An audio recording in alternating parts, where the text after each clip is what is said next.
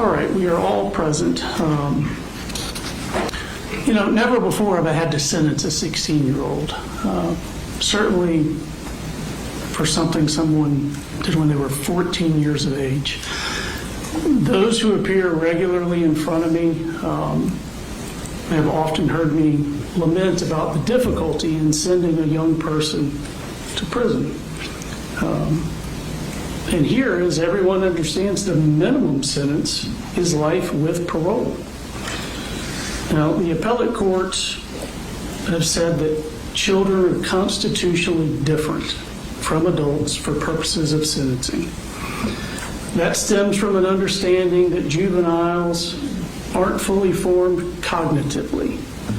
Hallmark features of a juvenile include immaturity, impulsivity, recklessness, and a failure to appreciate risk and consequences. And because of these factors, the Supreme Court says that the Eighth Amendment prohibits the death penalty for juveniles.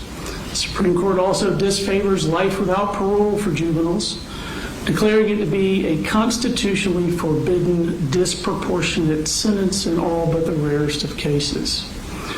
Life without parole is thus authorized only for youthful crimes reflecting permanent incorrigibility. Life without parole is barred for crimes that are born out of a transient immaturity of youth. Now, I recognize that with your guilty plea, you've assumed responsibility for your crimes. You have made a lengthy and public trial unnecessary. I also recognize that you were failed by each of your parents. You were failed by your extended family. To a certain extent, you've been failed by a society that can't stop propagating this misguided value in online cultures and social media, rather than making genuine interpersonal connections and relationships. But that failure does not absolve you from who you chose to idolize, worship, and become. 4 lives were stolen, 2 of them really just beginning, and it wasn't done out of fear or anger. You weren't being bullied at Apalachee. It wasn't done out of hatred. You didn't even know anyone at that school. It was done for the infamy of it. Now, your childhood instability and neglect would explain or mitigate finding yourself in one of those problematic places that Dr. Richards testified about. But planning, fantasizing about, visualizing, and executing school shooting don't put you in a problematic place. It puts you in an unredeemable moral wasteland.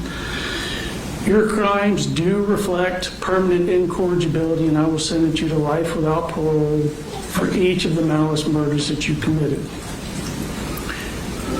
You understood the horror of what you were going to do. You studied the trials of those other shooters. You even critiqued the victim statements given in those cases, and yet you did this anyway. You wrote, "I want to make history. I want people to remember the pain I caused." And there you succeeded. The pain that you visited upon this community is unlikely to disappear in my lifetime. You do not seem to be tormented by what you did. You seem to relish following in the footsteps of the murderers you idolize. You aren't racked with guilt. You're proud of yourself. Less than a month after the tragedy, you weren't concerned with the horror you wrought, but rather with finding out which mass murderers they were comparing you to.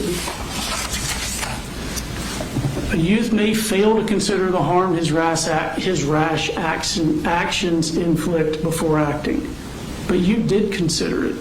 You studied that pain when you researched the trials of your profane idols. You contemplated that pain over and over. This wasn't transient immaturity. It was deliberate, contemplated evil. You were all too aware of the court outcome of those mass shootings because you studied and obsessed over them. You know that the Aurora Theater shooter received life without parole. Nicholas Cruz received life without parole. Ethan Crumley, a juvenile, received life without parole. Yet you were not dissuaded. Your plan was not hastily hatched. It was a slow boil simmering more than a year's time. You savored the thought of it, you visualized it, and you fantasized about it. You broke it down step by step in visualizing what you were going to do. The thought of mimicking these other mass murders is what brought you joy. Now, for the rest of us, there is no joy here today. There's only a measure of closure.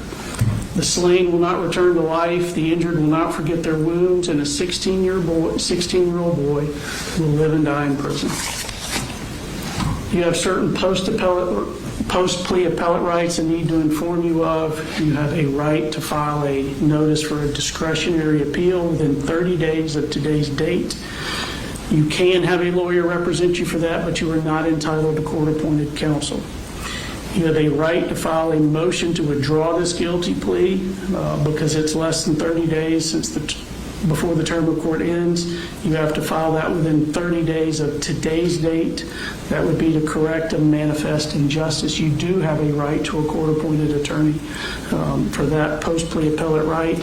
If you need a court-appointed attorney, you need to promptly apply for one so that one can be appointed to meet that 30-day deadline.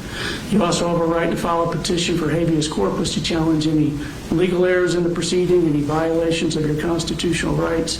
That is a civil proceeding for which you do not have the right to court-appointed counsel. Each of the malice murders will be life without parole, concurrent to one another. The felony murders and the related aggravated assaults for those all merge as a matter of law. Each of the aggravated batteries will be 20 years to be served in confinement consecutive to the life without parole. The aggravated assaults and the cruelty to children that do not otherwise legally merge will be 20 years concurrent to the life without parole. Is there anything else I need to address? 20 years on the aggravated battery consecutive, are they concurrent with each other? Yes. All right.